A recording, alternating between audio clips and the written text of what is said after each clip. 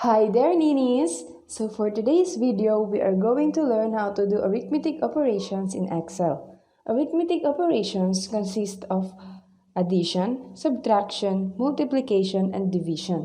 And I have already encoded a set of numbers here that we can use as example. So first, addition. To get the sum, click on any cell where you want your answer to appear.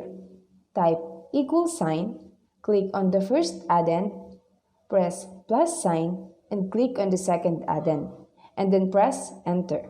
There you have the answer. For convenience, just drag down to apply the formula to the rest of the given. Second, subtraction. To get the difference, click on the blank cell, type equal sign, click on the minuend, press minus sign, and click on the subtrahend. Then press enter. Just drag down to apply the formula to the rest of the given. Third, multiplication. To get the product, click on the blank cell, type equal sign, click on the multiplicand, press asterisk, and click on the multiplier. Then press enter. There you have the answer. Again, drag down to apply the formula to the remaining given. Fourth, division.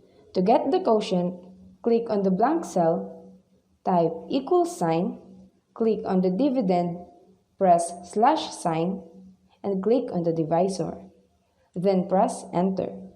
There you have the answer. Drag down to apply the formula to the rest of the given. That is how arithmetic operations work in Excel. I hope you learn and enjoy. Thank you for watching!